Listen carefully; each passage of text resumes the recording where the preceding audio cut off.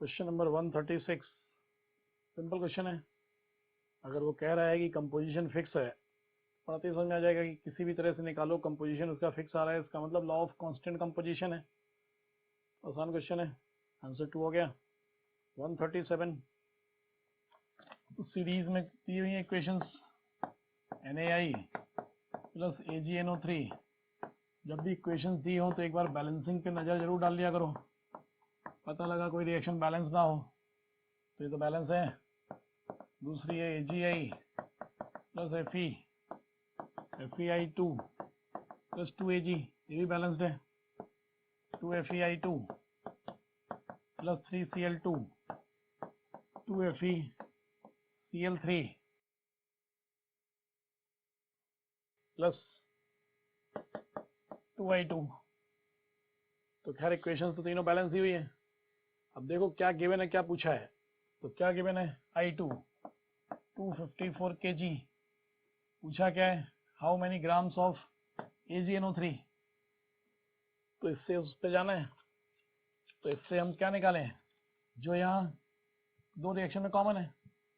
तो इसमें कॉमन कौन है, FeI2। इससे क्या निकालो, FeI2 और निकालें। तो पहले क्या बनाओगे, मोल्स 254 इंटू 1000 अपॉन 254, ग्राम में रखोगे ना मास, 1000 मोल्स।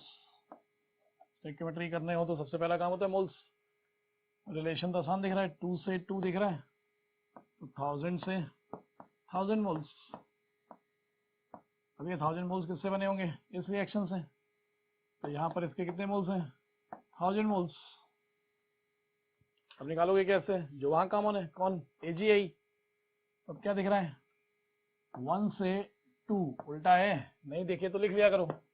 1 FeI2 2 AgI। 1 से 2 तो 1000 से कितना, 2000 मोल्स। अब AgI से AgNO3। अब ये जो 2000 आए यहाँ यूज होंगे, आसान है। 1 से 1 है, 2000 से डायरेक्ट कितना कह सकते हो, 2000 मोल्स। इसका मतलब AgNO3 कितना होना चाहिए, 2000 मोल्स। तो 2000 इंटू मोलर मास, तो AgNO3 का मोलर मास निकाल लोगे, 108 Ag। नाइट्रोजन कितना, 14 प्लस 48 170। कितना हो जाएगा ये, 10 टू पावर तो कितना हो गया 4 इंटू 34। बाकी ऑप्शंस देख लो, लेकिन ये मास किस में है, ग्राम्स में। ऑप्शन में देख लो, ग्राम में ही पूछा है, क्वेश्चन पढ़ा how many grams of AgNO3। तो दिया किलोग्राम में था, आंसर पूछा है ग्राम में। 34 इंटू 10⁴ हुआ, तो ऐसा ऑप्शन नहीं है। तो फर्स्ट तो सही है ना, 340 इंटू 10⁻³ भी तो लिख सकते हैं इसको। फर्स्ट हो गया आंसर। वो सीधा साधा क्वेश्चन है, बस कहने को 3 बार में स्टोइकियोमेट्री करनी, लेकिन है तो बहुत आसान। कैलकुलेशन भी बहुत सिंपल है। 138 एन फैक्टर निकालना है, सिंपल क्वेश्चन है बिल्कुल। Na2H2O3 क्या बना रहा है, Na2SO4। एक से एक ही बनता है तब तो समझ लो मेथड लग ही जाता है। सल्फर की ऑक्सीडेशन नंबर निकालोगे तो +2 है, यहाँ कितनी है +6। कितने का चेंज है, 4। लेकिन किसके लिए, एक एटम के लिए। ऑक्सीडेशन नंबर में जब चेंज दिखता है तो हमेशा एक एटम में दिखता है। कितने एटम्स हैं, 2 एटम में कितने का चेंज, 8। तो हो गया ना, molar mass by 8 second. 139 normal balancing का क्वेश्चन है, मतलब बैलेंसिंग कर ली।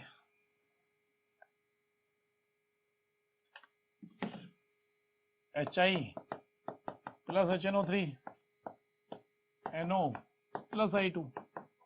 रिलेट करते हो ना, HI से I2 HNO3 से NO, 2 आयोडीन है। पहला स्टेप यही होता है ना, balance those atoms which oxidation number is changed. -1 से 0 +5 से +2, जिनकी ऑक्सीडेशन नंबर चेंज हो रही है बैलेंस होने चाहिए। तो कर लिए 2 iodine balance, nitrogen already balanced. अब सेकंड स्टेप में total increase and total decrease in oxidation number. तो क्या कहोगे, एटम में कितने का चेंज है, 1। कितने एटम ले रखे हैं दोनों तरफ, 2। 2 का 3 का चेंज, एक ही एटम है तो इसमें 2 का चेंज है, इसमें 3 का चेंज है। तो 2 वाले को इससे मल्टीप्लाई करोगे 3 से, बराबर करना है ना। तो 2 वाले को 3 से कर दो, 3 वाले को 2 से कर दो। इसको 3 से करोगे तो कितना हो जाएगा 6H प्लस इसको 3 से करोगे तो 3HNO3। जिस नंबर से इधर मल्टीप्लाई करोगे उसी नंबर से इधर। इसको कितने से किया था 3 से, इसके प्रोडक्ट को भी किससे करो 3 से, 3I2। इसको 2 से, हाँ इसको 2 से किया था 2HNO3 होगा ना। हाँ इसको 3 से किया था 3 इंटू 2 6, इसको 2 से किया था तो 2HNO3, इसको 2 से किया था तो इसको भी क्या करोगे 2 से। तो वैसे तुम्हारा काम तो शायद हो गया, पूरी बैलेंसिंग तो आगे करनी नहीं तुम्हें वैसे भी।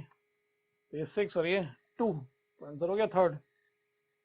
Total number of electrons in one molecule, molecule लिखा है तो Na का तो कोई काम था नहीं, मोल होता तो इनटू Na करना पड़ता ना।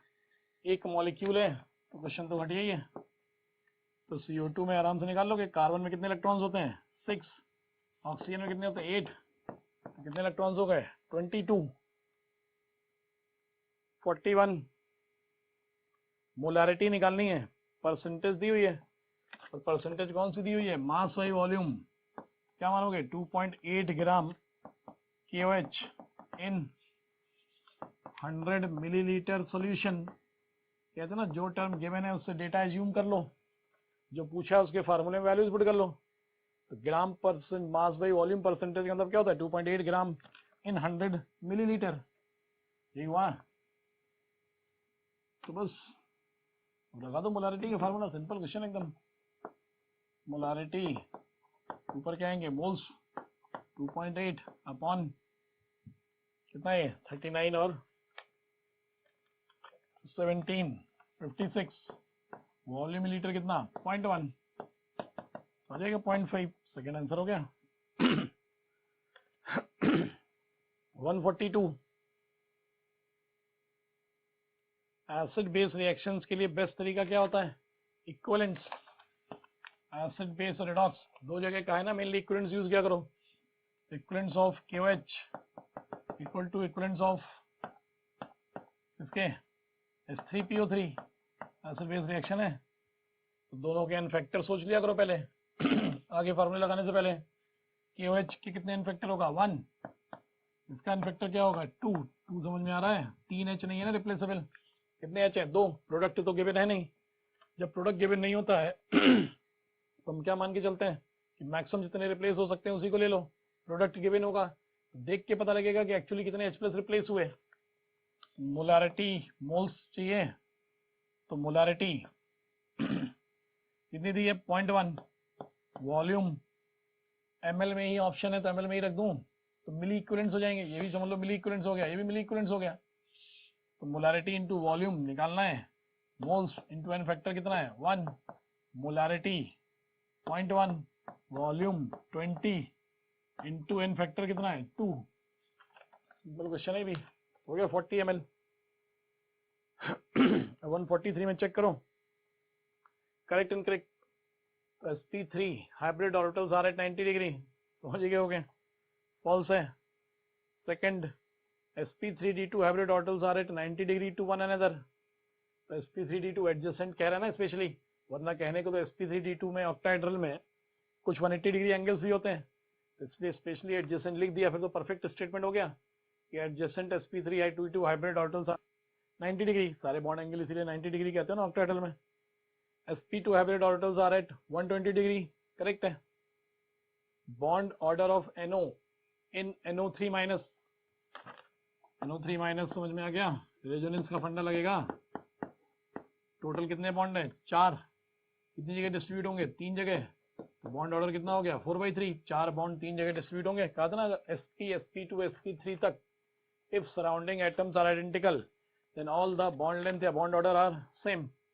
और उसके बाद अगर sp3d sp3d2 sp3d3 है तो हम कहते हैं कि सराउंडिंग एटम्स आर आइडेंटिकल, तो इक्वेटोरियल एंड एक्सियल ये आपस में इक्वल नहीं होते हैं एक्सेप्ट ऑक्टाहेड्रल।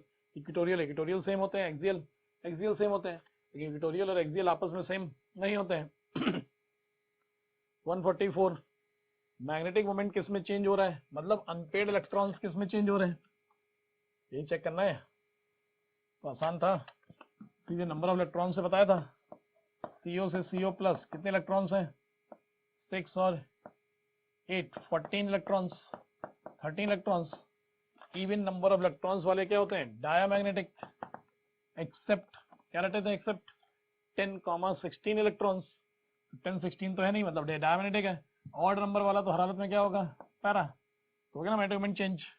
0 अनपेयर्ड है, 1 अनपेयर्ड, तो पहला तो हो ही गया। लेकिन ऑल ऑफ दीज ऑप्शन है तो एक तो कम से कम और चेक कर ही लो। N2 माइनस N2 प्लस 15 और 13 दोनों ऑड है, इसमें भी एक अनपेयर्ड है, इसमें भी एक अनपेयर्ड है, दोनों में एक अनपेयर्ड है, इसका मतलब मैग्नेटिक मोमेंट चेंज नहीं होगा।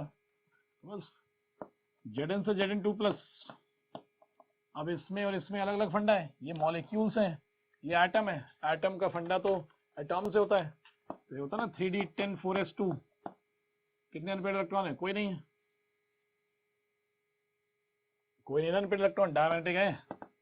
ये क्या है 3d10, ये भी डायमैग्नेटिक है, मतलब मैग्नेटिक मोमेंट चेंज नहीं होगा। तो केवल किसमें चेंज हुआ, फर्स्ट में। 145। ये सब क्वेश्चंस पहले भी कहीं ना कहीं कर ही चुके हो सब।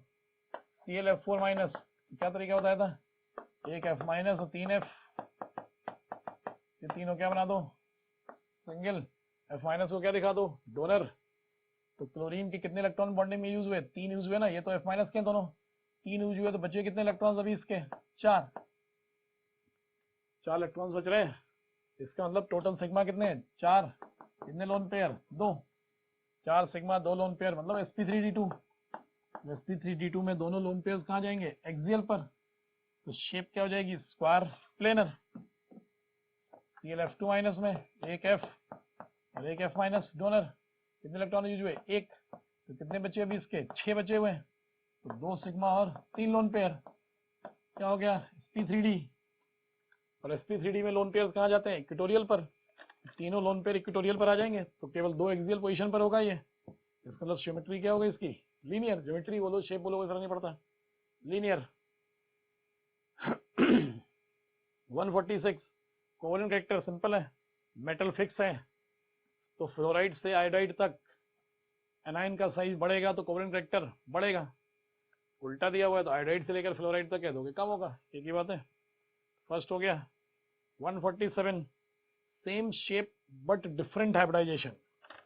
चेक करो, हाइब्रिडाइजेशन भी निकालो, शेप भी सोचो, पता लग जाएगा। SO2 CO32 माइनस, इसमें तो शेप ही डिफरेंट दिख रही है, होगा sp2 आएगा, इसमें भी sp2 है, मतलब हाइब्रिडाइजेशन सेम है लेकिन शेप डिफरेंट है। उसने क्या पूछा, शेप सेम लेकिन डिफरेंट हाइब्रिडाइजेशन, तो हाइब्रिडाइजेशन सेम देखते ही मना कर सकते हो। NO2 माइनस, एक O माइनस, एक डबल बॉन्ड O, 2 इलेक्ट्रॉन बचे, 2 sigma 1 lone pair. ClO2 minus, O minus, double bond O, 4 electron बचे। sp2 2 sigma 1 lone pair, 2 sigma 2 lone pair. sp3 hybridisation different है, अब शेप देखो, पता ही तो दोनों बेंट है। 2 सिग्मा 1 लोन पेयर भी बेंट होता है, 2 सिग्मा 2 लोन पेयर भी बेंट है, तो हो गया।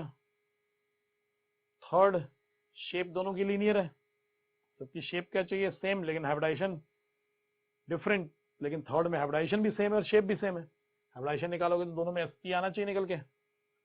Fourth, XCF2 linear, 3 loan pair 2 sigma, ये वाला केस होगा। XCF2 लीनियर, हाइब्रिडाइजेशन sp3d है। SnCl2 देखोगे तो एक लोन पेयर आ जाएगा, कार्बन वाला ग्रुप है, ये बेंट हो गया। XCF2 लीनियर है और ये बेंट है, तो शेप डिफरेंट हो गई, तो ये हमें शेप क्या चाहिए, same. Second answer. Correct order of bond angles, NH3 और NF3। तो क्या कहा था बॉन्ड एंगल के लिए, पहले क्या सोचते हो, ज्योमेट्री, दोनों की ज्योमेट्री सेम, लोन पेयर भी दोनों पे क्या है, same. Same geometry same lone pair हो तो बाकी फैक्टर्स लगाते हो, तो क्या कहते हो, फ्लोरीन के केस में dominating factor is what, electronegativity. तो सराउंडिंग एटम्स की इलेक्ट्रोनेगेटिविटी ज्यादा तो बॉन्ड एंगल कम। उल्टा होता है, सराउंडिंग एटम्स की इलेक्ट्रोनेगेटिविटी ज्यादा होती है तो बॉन्ड एंगल कम होता है, तो गलत है ऑर्डर, क्योंकि फ्लोरीन की इलेक्ट्रोनेगेटिविटी ज्यादा है, मतलब फ्लोरीन का बॉन्ड एंगल कम होगा। H2O और Cl2O तो रटने को बोला था, गलत दिया ना इसमें ऑर्डर, इसने ये दिया हुआ है, जबकि Cl2O तो रटवाया था कि अगर सेकंड पीरियड वाला सेंट्रल है और सराउंडिंग जो है वो थर्ड पीरियड वाले हो, तो कहा था ना डोमिनेटिंग फैक्टर क्या हो जाता है, स्टेरिक हिंड्रेंस। ये वाले बॉन्ड एंगल्स जो होते हैं वो 109.5 से भी ज्यादा होता है, इसका बॉन्ड एंगल तुम्हें याद है 104.5 और ये 109.5 से भी ज्यादा, तो ये ज्यादा है, डायरेक्ट याद आना चाहिए था PS3 और SBS3। तो फिर वही है PS3 और SBS3 भी। इन सारे क्वेश्चंस ऑप्शंस में थोड़ा टाइम लगना था, थोड़ा टाइम टेकिंग क्वेश्चन है। तो पहले ज्योमेट्री सोचोगे, ज्योमेट्री के हिसाब से क्या दिख रहा है, फिर से दोनों पे एक सेम ज्योमेट्री है, 3 सिग्मा 1 लोन पेयर। तो बाकी फैक्टर सोचोगे। इधर सेंट्रल एटम, तो सेंट्रल एटम का साइज बढ़ रहा है, साइज बढ़ने का मतलब स्टेरिक हिंड्रेंस बढ़ रहा है, स्टेरिक हिंड्रेंस बढ़ेगा तो बॉन्ड एंगल बढ़ेगा। ये लफ्ज सोचोगे, स्टेरिक हिंड्रेंस बढ़ा तो बॉन्ड एंगल बढ़ा। सेंट्रल एटम की, क्या करा मैंने, उल्टा बोल दिया। सेंट्रल एटम का साइज बढ़ा, सेंट्रल एटम का साइज बढ़ने से तो स्टेरिक हिंड्रेंस कम होता है। सराउंडिंग का साइज बढ़ेगा तब बढ़ेगा ना स्टेरिक हिंड्रेंस। सेंट्रल एटम का साइज बढ़ने से स्टेरिक हिंड्रेंस कम होगा, तो बॉन्ड एंगल कम होना चाहिए। Central atom top to bottom change हो रहा है, मतलब इलेक्ट्रोनेगेटिविटी कम हो रही है, और सेंट्रल एटम की इलेक्ट्रोनेगेटिविटी कम होगी तो बॉन्ड एंगल कम होगा। सराउंडिंग के इनवर्सली और सेंट्रल की इलेक्ट्रोनेगेटिविटी के डायरेक्टली, ये सब फैक्टर्स याद है। तो ये आना चाहिए ऑर्डर, दिया उल्टा है तो गलत दिया हुआ है ये भी, तो अपने आप फोर्स सही हो गया। फोर्स में सेम कहानी है ये वाली, H2S से H2T, surround central atom downward the group change होता है तो बॉन्ड एंगल कम होता है, तो फोर्स सही है, यही वाला फंडा है। 149 जानते ही हो, +1 मतलब लोअर ऑक्सीडेशन स्टेट है 13 ग्रुप की, लोअर ऑक्सीडेशन स्टेट की स्टेबिलिटी डाउनवर्ड द ग्रुप बढ़ती है। Fourth, maximum dipole moment simple है, फर्स्ट और सेकंड तो नॉन पोलर दिख रहे होंगे डायरेक्ट। थर्ड और फोर्थ याद आ गया, NH3 और NF3 पढ़े थे, याद आया। NH3 में लोन पेयर 3 हाइड्रोजन, NF3 में lone pair 3 hydrogen, lone pair का डायप्लोमेंट लोन पेयर की तरफ, इन तीनों बॉन्ड्स का डायप्लोमेंट ऊपर, इन तीनों बॉन्ड्स का डायप्लोमेंट नीचे। यहाँ डायप्लोमेंट्स ऐड हो रहे हैं बॉन्ड्स के लोन पेयर के साथ, यहाँ कैंसिल हो रहे हैं, तो इसके में कैंसिलेशन से कम हो जाएगा और इसका ज्यादा। NF3 is more polar then NF3, बहुत फेमस क्वेश्चन है, याद भी होगा बहुत सारे लोगों को। तो maximum number of electrons in Mn atom with N3M0s plus half. ये देखने के लिए पहले क्या लिखते हो, configuration 1s2 2s2 2p6 3s2 3p6 4s2 3d5। तो सबसे पहले N3 मतलब ये तीनों N3 हो गया।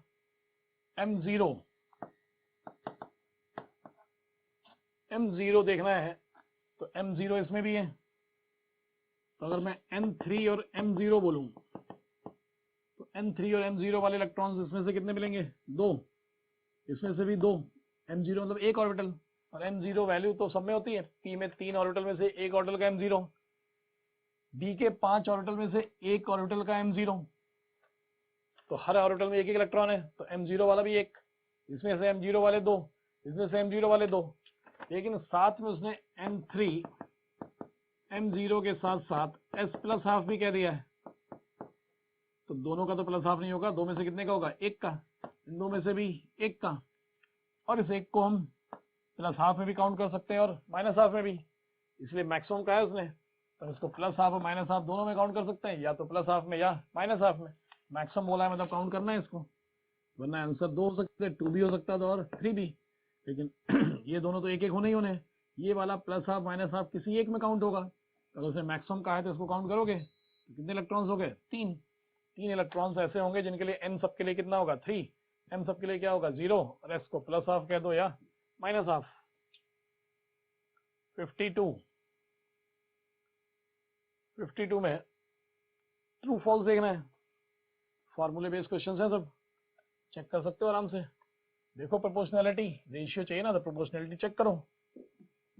एटॉमिक रेडियस किसके प्रोपोर्शनल है, n²/z, z तो 1 है, तो किसका रेशियो चाहिए, r1 r2 r3, n² 1 4 9, correct हो गया पहला। वेलोसिटी किसके प्रोपोर्शनल, z/n, z तो 1 हो गया, तो n की इनवर्सली हो गई, v1 v2 v3, 1/1 1/2 1/3, फॉल्स हो गया, तो 1:2:3 दिया है, गलत है, निकालोगे तो कितना आएगा 6:3:2, 6 से मल्टीप्लाई कर दोगे तो ये आएगा रेशियो, तो गलत हो गया सेकंड। थर्ड,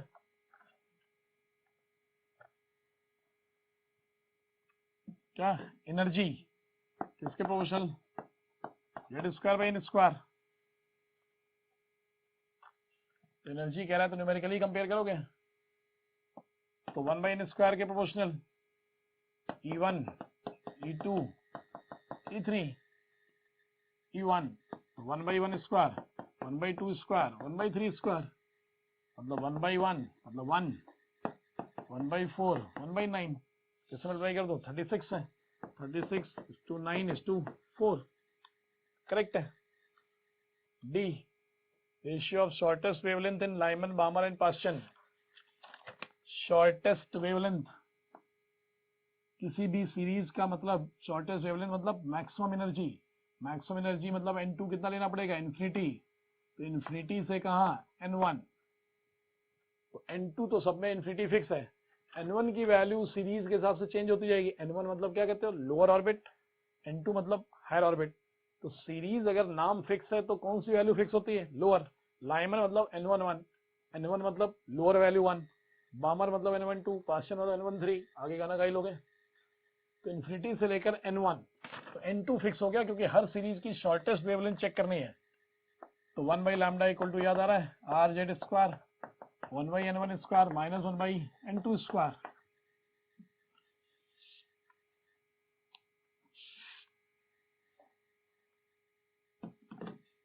तो 1/λ प्रोपोर्शनल देखना है, ये तो 0 हो गया, तो Z²/N1² हो गया, उल्टा कर दूं lambda proportional to what, N1²/Z², Z² तो 1 है, तो lambda is proportional to what, N1²।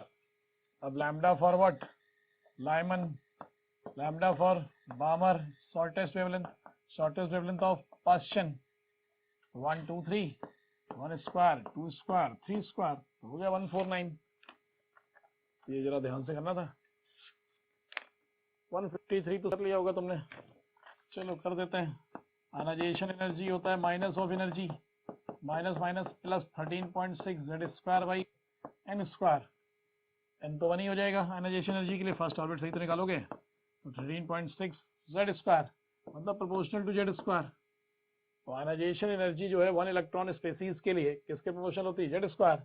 तो ionisation energy of Li2+ upon ionisation energy of hydrogen, तो डायरेक्टली प्रोपोर्शनल है, Z² ऊपर 9 नीचे 1, तो ionisation of energy of hydrogen ऊपर चला जाएगा, तो 9 टाइम्स हो जाएगा, तो 9 × 13.6 तो कर लोगे 154 will emit the photons of highest frequency, मतलब यही वाला लॉजिक, हाईएस्ट फ्रीक्वेंसी चेक करना है, तो इन ऑप्शंस में से लेकिन चेक करना है। यहाँ तो पूरी सीरीज का था तो तुमने डायरेक्ट N2 इन्फिनिटी ले लिया था।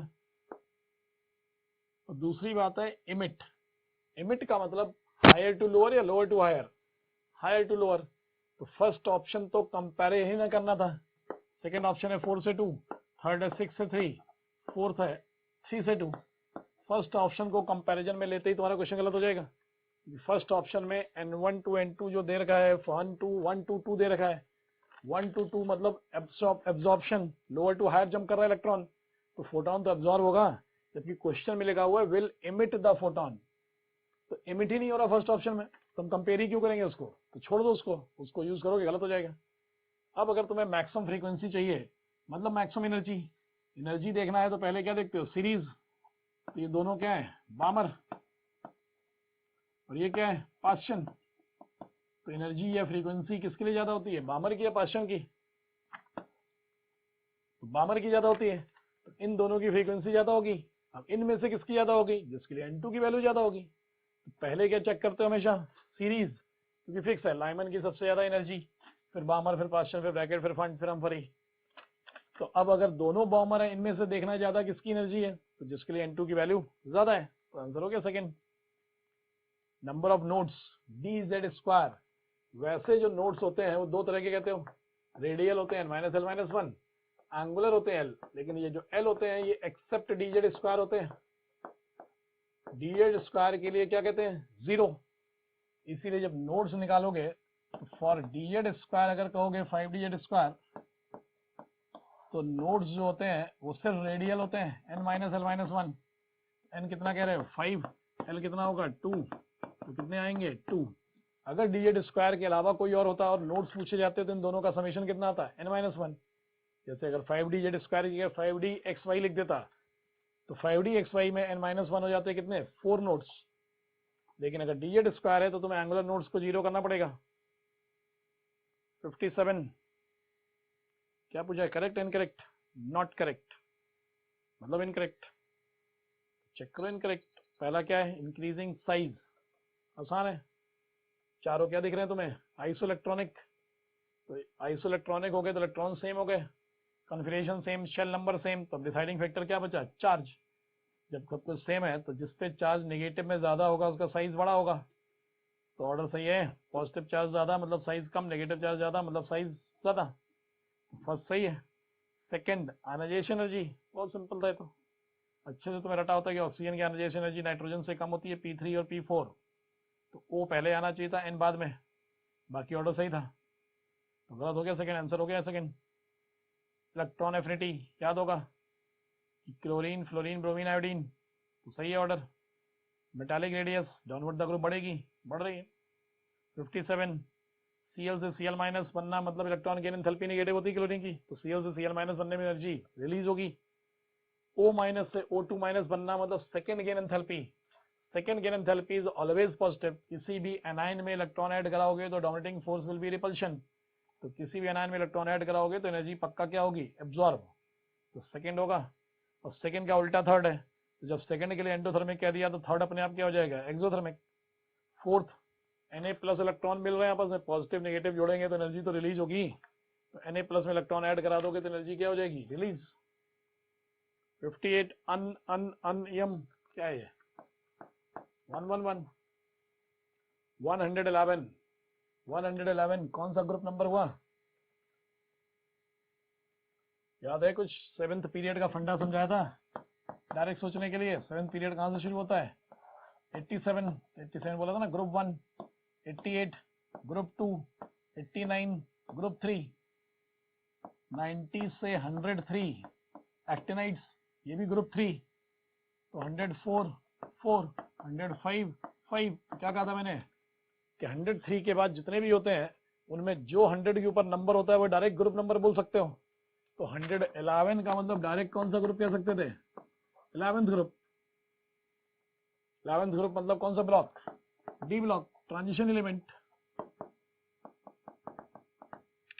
ऑप्शन देखोगे अपने आप पता लग गया क्या सही क्या गलत।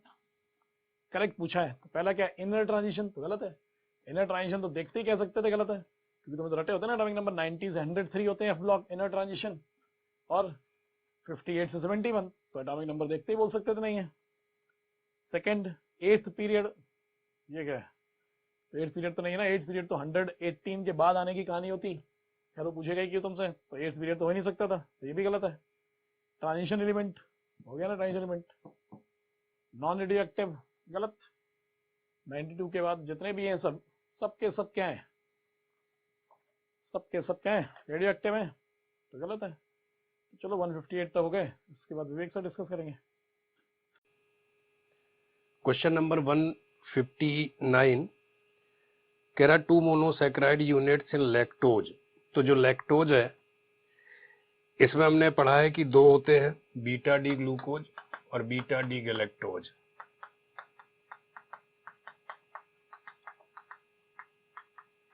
हाँ, इसमें ये याद रखना है कि इसकी लिंकेज है C1, इसकी लिंकेज है C4, तो इसलिए इस हिसाब से इनके साइक्लिक स्ट्रक्चर जो अटैच होते हैं आपस में, तो फिर सेकेंड ऑप्शन सही है। क्वेश्चन नंबर 160 में 3 हमें एमिनो एसिड्स दिए हुए हैं और ट्राईपेप्टाइड लिंकेज पूछी है। तो इनकी आपस में लिंकेज और फिर दूसरे कंपाउंड से लिंकेज बनाने के बाद हमें टोटल 6 बॉन्ड्स ऐसे मिलेंगे, लिंकेजेज हैं जो, यानी थर्ड आंसर सही है। 161 कह रहा सेंगर्स रिएजेंट, ये रिएजेंट जो है ये इस तरीके का रिएजेंट है और जो भी इसमें NH2 ग्रुप होगा वो इस तरीके से सब्स्टिट्यूशन कर देगा फ्लोरीन का। तो इससे हमें N टर्मिनल जो अमीनो एसिड के होते हैं उनके आइडेंटिफिकेशन में हेल्प मिलती है। मतलब ये न्यूक्लियोफिलिक सब्स्टिट्यूशन करेगा 2,4 डाइनाइट्रोफ्लोरोबेंजीन है जो, यानी सेकंड आंसर सही है।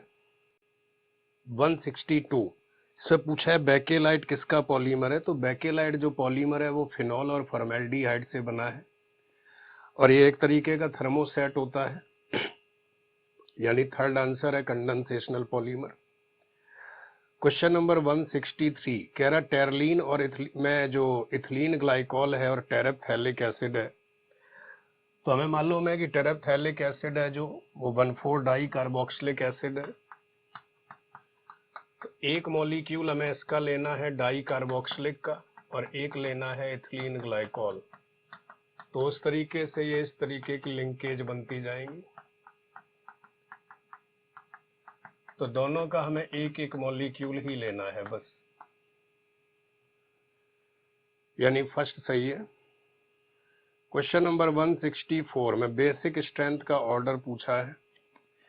तो एक जनरलाइज मैं आपको बता दूं, पहले भी हमने पढ़ा है कि सबसे आगे ग्वानिडाइन होती हैं, फिर एमीन्स होती हैं, फिर एनिलीन्स होती हैं, फिर एमाइड्स होते हैं, फिर डाई एमाइड्स होते हैं और सबसे लास्ट में हम रखते हैं पायरोल को, क्योंकि ये एरोमेटिक है। तो इस हिसाब से अगर हम देखें तो फर्स्ट एरोमेटिक है पायरोल, मतलब लीस्ट बेसिक है, और सेकंड और थर्ड में सेकंड का जो नाइट्रोजन है ये sp2 है और थर्ड का नाइट्रोजन sp3 है। तो यानी कि sp3 नाइट्रोजन में जो परसेंट एस करेक्टर होगा वो लेस होगा, मतलब ये नाइट्रोजन लेस इलेक्ट्रोनेगेटिव है, तो इसका लोन पेयर मोर बेसिक हुआ, यानी थर्ड ऑप्शन सही है। 165 में कहा गया है कि ये जो कंपाउंड दिया है 2-ब्यूटेनॉल, तो इसके बारे में कौन सी इंफॉर्मेशन इनकरेक्ट है ये पूछा गया है। तो जब 2-ब्यूटेनॉल का हम डिहाइड्रेशन करेंगे तो हमें मालूम है E1 मैकेनिज्म लगेगी, 2-ब्यूटीन बनेगी मेजर और 1-ब्यूटीन बनेगी माइनर। तो इसमें अगर हम ऑप्शन देखें, कह रहा प्रोडक्ट 1 और 2 आर पोजीशन आइसोमर्स, बिल्कुल सही है, 1-ब्यूटीन 2-ब्यूटीन पोजीशन आइसोमर्स है। सेकेंड में कह रहा कि same number of sp3 sp2 carbon है, वो भी सही है, दोनों में 2-2 sp2 2-2 sp3 कार्बन है। थर्ड कह रहा है इनकी अमाउंट सेम है, तो यही आंसर होगा क्योंकि रॉन्ग स्टेटमेंट पूछा गया है, क्योंकि दोनों की अमाउंट अलग अलग है, फर्स्ट मेजर है सेकंड माइनर है। और फोर्थ ऑप्शन सही है क्योंकि E1 मैकेनिज्म में सेट जेफ रूल फॉलो होता है, यानी 165 का आंसर होगा थर्ड। 166 में जो मेटामर्स ऑफ इथाइल प्रोपियोनेट लिखा है, तो एस्टर का मेटामर एस्टर ही होगा, क्योंकि मेटामर में फंक्शनल आइसोमर सेम होते हैं। तो जब फंक्शनल ग्रुप सेम होते हैं तो अगर हम इथाइल प्रोपेनोइट को कंसीडर करें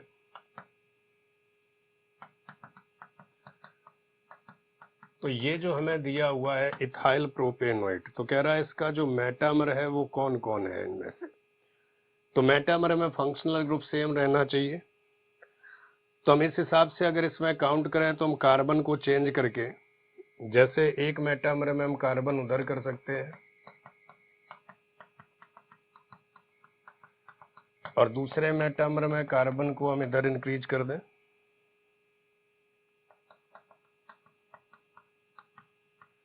तो देखो फंक्शनल ग्रुप सेम है दोनों का, मतलब ये भी एस्टर था तो ये भी एस्टर है, लेकिन आप देखो इनमें एल्काइल ग्रुप का जो नेचर है वो चेंज हो चुका है।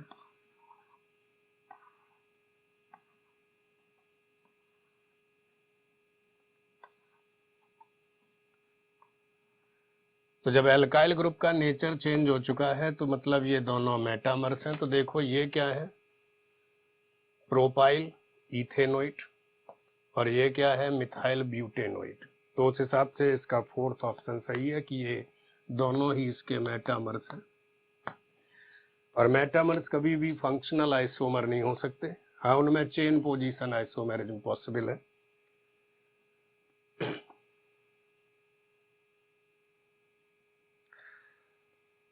इसके बाद 167 नेप्थलीन और बेंजोइक एसिड, ये एनसीईआरटी में गिवन भी है, क्रोमेटोग्राफी से इनको हम सेपरेट करते हैं। क्वेश्चन नंबर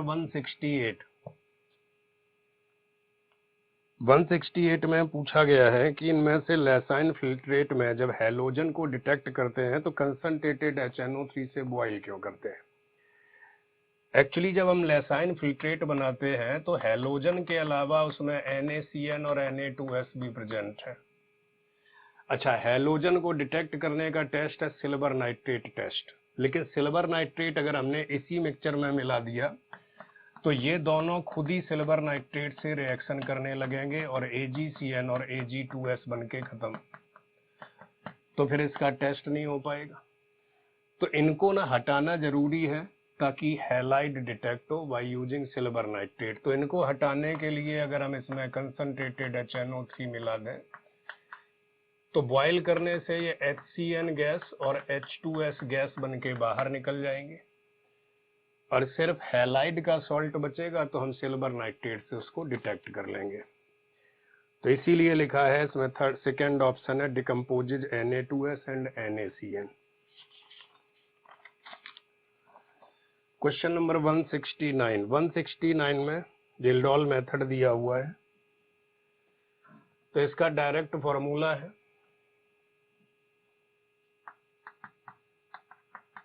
1.4 एसिड के इक्विवेलेंट माइनस बेस के equivalent divided by weight of compound. तो इसमें हमें बस एक बात याद रखनी है सारे बच्चों को कि कई बार जो मास पे जो मोलरिटी की जगह नॉर्मेलिटी गिवन होती है या नॉर्मेलिटी की जगह मोलरिटी, तो हमें इंटर कन्वर्जन करके फाइनली इसमें नॉर्मेलिटी रखना है। जैसे अभी तो HCl दिया हुआ है और NaOH दिया हुआ है, तो मोलरिटी नॉर्मेलिटी इनकी सेम है, तो हम डायरेक्ट डेटा रख सकते हैं। लेकिन अगर H2SO4 की मोलरिटी गिवन हो तो उसमें हमें पहले उसको नॉर्मेलिटी में कन्वर्ट करना होगा। तो हम इसी में इनके जो नॉर्मेलिटी और जो वॉल्यूम है इसको हम रख देंगे मिलीलीटर में ही, मास को हमें थोड़ा ग्राम में कन्वर्ट करके रखना है, तो थर्ड ऑप्शन सही आ जाएगा सॉल्व करने के बाद। क्वेश्चन नंबर 170 कह रहा carbocation is an intermediate is likely to be formed in reaction, कि इनमें से कार्बोकैटायन किस मैकेनिज्म में बनेगा। तो जो फर्स्ट ऑप्शन है, फर्स्ट ऑप्शन में जो प्रोपीन में Cl2 लिखा हुआ है, तो ये तो फ्री रेडिकल सब्स्टिट्यूशन है, ये कैटायन मैकेनिज्म नहीं है। सेकेंड, एसीटोन से साइनोहाइड्रिन जो बनाई गई है वो न्यूक्लियोफिलिक एडिशन है और एनाइन मैकेनिज्म है, क्योंकि इसका इंटरमीडिएट जो मैकेनिज्म के अकॉर्डिंग बनता है वो प्रोडक्ट से पहले टेट्राहेड्रल इंटरमीडिएट बनता है। इस मैकेनिज्म की एक खास बात है न्यूक्लियोफिलिक एडिशन की कि इसमें टेट्राहेड्रल इंटरमीडिएट बनता है, क्योंकि मोस्ट ऑफ रिएक्शंस में इंटरमीडिएट प्लेनर होता है, या तो कार्बोकैटायन है या फ्री रेडिकल है, दोनों sp2 है। तो हमसे कार्बोकैटायन पूछा है, यानी सेकेंड ऑप्शन भी ठीक नहीं है क्योंकि ये एनाइन इंटरमीडिएट है। थर्ड में कह रहा है इथाइल ब्रोमाइड और एक्वस KOH, तो ये तो SN2 मैकेनिज्म है और SN2 मैकेनिज्म में कैटायन नहीं बनता, SN2 में ट्रांजिशन स्टेट बनती है। फोर्थ सही है क्योंकि आइसोमराइजेशन ऑफ एल्केन, एल्केन की एकमात्र ऐसी मैकेनिज्म है, जैसे मैं ब्यूटेन ही ले लेता हूं तो ये एनहाइड्रस AlCl3 से ब्रांच्ड हाइड्रोकार्बन बनाता है। जैसे इस ऑप्शन में जो एन हेक्सेन दी है उससे 2 मिथाइल पेंटेन, मतलब ब्रांच क्रीज करके ऑक्टेन नंबर बढ़ाना है। तो एल्केन की एक ही मैकेनिज्म है सिर्फ आइसोमराइजेशन, जिसमें हम स्ट्रेट चेन से बनाते हैं ब्रांच, ये कार्बोकैटायन मैकेनिज्म है। तो ये हमें स्पेशली याद रखना है, यानी फोर्थ आंसर सही है। क्वेश्चन नंबर 171 कह रहा ट्रोपोलोन किसका एग्जाम्पल है। सबसे पहली बात तो हमें ये याद रहे कि ट्रोपोन और ट्रोपोलोन, एनसीईआरटी में एक जगह मिस्टेक है कि ये दो अलग अलग कंपाउंड हैं और ज्यादातर बच्चे जो मानते हैं कि ये ट्रोपोलोन जो है वो फर्स्ट है। फर्स्ट ना ट्रोपोन है और ये ट्रोपोलोन है, दोनों ही एरोमेटिक है। अब एरोमेटिक है लेकिन ये बेंजीन के डेरिवेटिव नहीं है, तो ये नॉन बेंजीनोइड एरोमेटिक है। मतलब जो बेंजीन जैसे है, बेंजीन, नेफ्थलीन, एंथ्रासीन, वो क्या है, बेंजीनोइड है। ये नॉन बेंजीनोइड एरोमेटिक है। तो इनमें से कोई भी दिया हो, ट्रोपोन या ट्रोपोलोन, दोनों एरोमेटिक होते हैं। तो ट्रोपोलोन के नाम से ही दिख रहा, ऑल मतलब OH ग्रुप भी है इसमें, और इसमें देखो ऑल टर्म नहीं यूज हुआ है, मतलब सिर्फ कीटोन है। और ऐसा हमने एक नाम और भी सुना है, वो भी नॉन बेंजीनोइड एरोमेटिक है, ट्रोपिलियम कैटाइन। ये टर्म वहीं से आए हैं सब। तो ये सब के सब नॉन बेंजीनोइड है और एरोमेटिक नेचर के हैं, क्योंकि इनमें 6 पाई इलेक्ट्रॉन्स हैं और हकेल्स रूल एप्लीकेबल है। तो थर्ड आंसर हुआ। 172 में कह रहा ज्योमेट्रिकल आइसोमेरिज्म इनमें से किसमें पॉसिबल नहीं है। तो ऑक्जाइम में भी होती है, डबल बॉन्ड में भी होती है, साइकिल में भी होती है। उस हिसाब से जो बेंजोफिनॉल ऑक्जाइम है, क्योंकि बाकी में सब में डिफरेंट ग्रुप है डबल बॉन्डेड कार्बन पर, लेकिन बेंजोफिनॉल ऑक्जाइम ये नाम आता कहां से है, जो भी कीटोन का नाम है, जैसे ये बेंजोफिनॉन है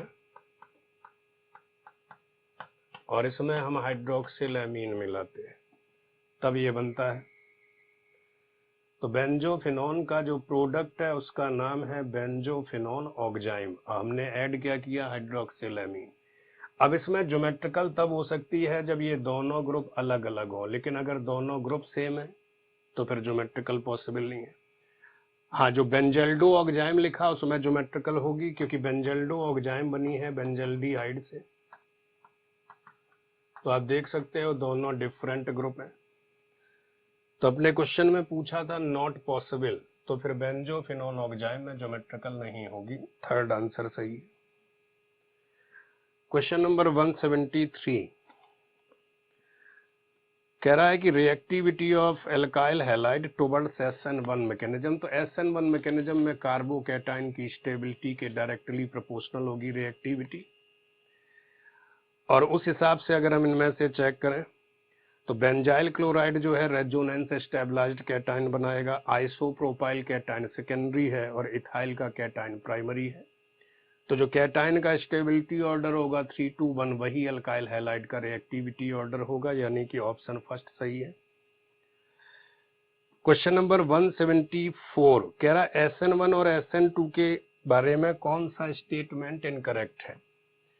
ये एक बड़ा ही फेमस क्वेश्चन है और बहुत ही जरूरी है। पहले तो कह रहा है कि strong nucleophile in an protic solvent increases the rate और फेवर्स SN2 मैकेनिज्म। अभी हमें लगेगा कि प्रोटिक में तो SN1 होती है, प्रोटिक में SN2 होती है, लेकिन दोनों मीडियम में दोनों मैकेनिज्म होती हैं। प्राइमरी हैलाइड कोई भी मीडियम होगा SN2 करेगा, टर्सरी हैलाइड कोई भी मीडियम होगा चाहे प्रोटिक चाहे अप्रोटिक SN1 करेगा, और बेंजाइल एलाइल और सेकेंडरी प्रोटिक मीडियम में SN1 करते हैं और अप्रोटिक में SN2। तो हमें ये ना लगे कि प्रोटिक लिखा तो SN1 ही होना चाहिए, मैकेनिज्म अगर प्राइमरी होगा तो SN2 होगी। और दूसरी बात, जब हमें हैलाइड गिवन नहीं है लेकिन कह रहा न्यूक्लियोफाइल की स्ट्रेंथ जितनी ज्यादा होगी मैकेनिज्म SN2 की तरफ उतनी ज्यादा जाती है। तो सही बात है, क्योंकि SN2 मैकेनिज्म में ही न्यूक्लियोफाइल को खुद इन्वॉल्व होना पड़ता है ट्रांजिशन स्टेट बनाने में। तो ये जितना ताकतवर होगा उतना इन्वर्जन की तरफ जाएगा। और SN1 में क्या होता है कि हैलाइड से कैटाइन बन चुका होता है, तब आता है न्यूक्लियोफाइल। तो इसमें न्यूक्लियोफाइल का कोई ज्यादा रोल नहीं है मैकेनिज्म में, क्योंकि पहले कैटाइन तो खुद ही बन गया, तो अब तो न्यूक्लियोफाइल को सिर्फ अटैच होना है। तो SN2 मैकेनिज्म में SN1 से ज्यादा स्ट्रॉन्ग न्यूक्लियोफाइल की जरूरत पड़ती है। पहला स्टेटमेंट सही है। दूसरे में लिखा weak nucleophile in polar protic solvent increases rate favours reaction. तो सही बात है, न्यूक्लियोफाइल भी वीक है, मीडियम भी प्रोटिक हो तो SN1 को फेवर करेगा। तीसरा कह रहा competitive reaction for SN2 reaction is rearrangement. यही स्टेटमेंट इनकरेक्ट है, क्योंकि SN2 में जब कार्बोकैटायन बनता ही नहीं है तो रीअरेंजमेंट की कोई पॉसिबिलिटी नहीं है। जो कॉम्पिटिटिव रिएक्शन होती है रीअरेंजमेंट, वो सिर्फ SN1 में होती है, क्योंकि कैटायन बनेगा, उसमें शिफ्टिंग पॉसिबल है, यानी थर्ड ऑप्शन सही है। फोर्थ वीक देख लेते हैं कि कह रहा है SN1 reaction can be catalysed by some Lewis acids. तो लीविस एसिड्स एल्काइल हैलाइड का कैटायन बनाते हैं, जैसे फुडेल क्राफ्ट वगैरह में भी है, तो ये सही स्टेटमेंट।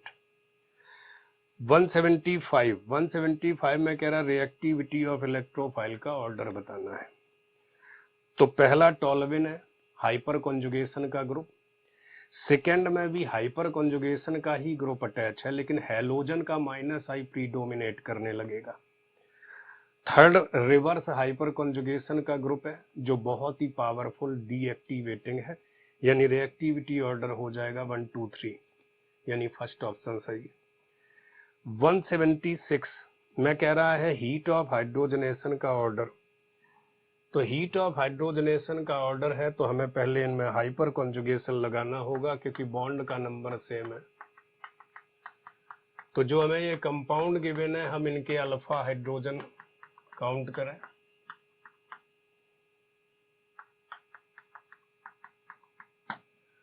तो अल्फा हाइड्रोजन अगर हम देखें तो इसमें 10 अल्फा है, इसमें 4 अल्फा है, तो इसमें 1 इधर, 3 इधर, 2 इधर, तो 3 2 5 1 6 अल्फा है। तो फिर जो स्टेबिलिटी ऑर्डर होगा इनका, वो तो हो जाएगा 1 3 2, लेकिन हमसे पूछा हीट ऑफ हाइड्रोजनेशन, तो उल्टा ऑर्डर हो जाएगा 2 3 1, क्योंकि heat of hydrogenation reactivity order होता है, तो इसलिए थर्ड ऑप्शन सही है। 177 में एसिडिक स्ट्रेंथ का ऑर्डर पूछा है। हैलोजेंस में एसिडिक स्ट्रेंथ जब भी होती है तो ऑर्थो मेटा पैरा में इनमें -I इफेक्ट प्रीडोमिनेट करता है, तो डिस्टेंस के हिसाब से जितना पास होगा हैलोजन उतना ज्यादा एसिडिक होगा कार्बोक्सिलिक एसिड। ऑर्थो में तो ऑर्थो इफेक्ट भी लग जाएगा, लेकिन मेटा और पैरा में मेटा का क्लोरोपास है। ये अलग बात है कि हमने पढ़ा है कि ऑर्थो और पैरा पर रेजोनेंस और हाइपर और इंडक्टिव सब लगते हैं, मेटा पर सिर्फ -I। लेकिन हैलाइड के केस में जब भी एसिडिक स्ट्रेंथ होगी सीधा डिस्टेंस के अकॉर्डिंग होगी, सबसे ज्यादा एसिडिक ऑर्थो, फिर मेटा, फिर पैरा, और फिर बिना हैलोजन का जो कंपाउंड गिवन है, यानी कि सबसे आगे 2 है, फिर 4 है, फिर 3 है, फिर 1 है, मतलब फोर्थ आंसर। और अगर ये फिनॉल भी होते तब भी यही आंसर रहता, क्योंकि हैलोजन में डिस्टेंस एप्लीकेबल है।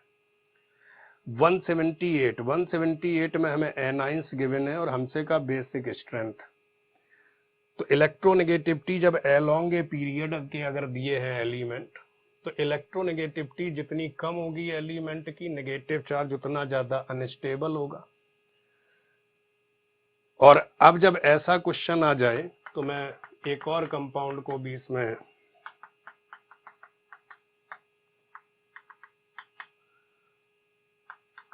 2-3 कंपाउंड मैं बना देता हूं इस तरीके के। जैसे मान लो इनका हमें बेसिक स्ट्रेंथ बताना है, या पहले हम स्टेबिलिटी देखते हैं। तो सब ये अलोंग ए पीरियड में एप्लीकेबल है। आप देखो सारे एलिमेंट एक ही पीरियड के हैं जिसमें नेगेटिव चार्ज है। सबसे ज्यादा इलेक्ट्रोनेगेटिव है F, इसके बाद ऑक्सीजन, हाँ नाइट्रोजन में और ट्रिपल बॉन्डेड कार्बन में ट्रिपल बॉन्डेड कार्बन ज्यादा इलेक्ट्रोनेगेटिव होता है। Triple bonded carbon single bonded nitrogen से ज्यादा इलेक्ट्रोनेगेटिव है, तो उसका जो एनाइन है वो ज्यादा स्टेबल होगा, फिर नाइट्रोजन है। और फिर जो ये बच गए ये sp3 है, ये sp2 है, sp2 इज मोर इलेक्ट्रोनेगेटिव। तो फिर हमारा जो ऑर्डर बना वो स्टेबिलिटी का ये है, तो बेसिक स्ट्रेंथ का ऑर्डर उल्टा हो जाएगा, क्योंकि एनाइन में बेसिक स्ट्रेंथ रिएक्टिविटी को ही कहते हैं और स्टेबिलिटी का उल्टा होगा रिएक्टिविटी। तो इस हिसाब से अगर हम देखें एक NH2 और है, तो हमें ये 3 गिवन है। अब ये 3 गिवन है तो देखो आप सीधा आंसर है 132 मतलब थर्ड ऑप्शन। 179 में एनिलीन्स गिवन है, कह रहा बेसिक स्ट्रेंथ का ऑर्डर बताओ। तो OMe मतलब OCH3, तो ये है +R ग्रेटर देन -I का ग्रुप। अगर ये +R ग्रेटर देन -I का ग्रुप है तो जब ये ऑर्थो पैरा पर है तब डोनर है, क्योंकि +R प्रीडोमिनेट करेगा। लेकिन जब ये मेटा पर अटैच है तो ये विड्रॉइंग है, क्योंकि सिर्फ -I प्रीडोमिनेट करेगा। और ये है बिना ग्रुप का, तो उस हिसाब से सबसे ज्यादा बेसिक जो है वो पैरा वाला है थर्ड, इसके बाद फर्स्ट, इसके बाद सेकंड, क्योंकि सेकंड में -I इफेक्ट है। तो इसके अकॉर्डिंग अगर हम देखें तो ऑर्डर 312 सही है, यानी थर्ड ऑप्शन। क्वेश्चन नंबर 180 में कह रहा है कि कॉन्फिगरेशनली आइडेंटिकल मॉलिक्यूल्स कौन से हैं इनमें से। तो इनमें है क्या, कंफ्यूजन क्या होता है कि जब भी टॉप और बॉटम ग्रुप आपको अलग अलग दिखाई दें तो आप क्या करो, सब में टॉप को सेम कर लो। जैसे देखो सेकेंड और थर्ड में तो COOCH3 जो है वो टॉप पर है, COOH नीचे है, फर्स्ट में COOH ऊपर है। तो इनका एक तो कॉन्फ़िगरेशन से हम चेक कर सकते हैं, RS निकाल लें। दूसरा तरीका है कि हम जो पहला कंपाउंड गिवन है हम इसको अपने ही प्लेन पर इसके पॉइंट के अबाउट 180 डिग्री रोटेट कर लें, क्योंकि इससे कॉन्फ़िगरेशन चेंज नहीं होगा। तो ये हमें ऐसा दिखने लगेगा। और ये ध्यान रहे कि 180 से रोटेट करने के बाद ब्लैक बोर्ड के ऊपर ही, कॉपी के ऊपर ही मॉलिक्यूल सेम रहता है। तो अब आप देखो कि ये ऐसा बन जाएगा घुमाते ही, और कॉन्फ़िगरेशन सेम रहना है। अब आप देखो इससे कौन सा इनमें से मैच कर रहा था, ऑब्वियसली थर्ड, यानी फर्स्ट और थर्ड सेम कंपाउंड है। और जो सेकेंड होगा वो इनका एनांशियोमर होगा, क्योंकि ऑप्टिकली एक्टिव कंपाउंड है, इनमें से कोई भी कंपाउंड मीजो नहीं है।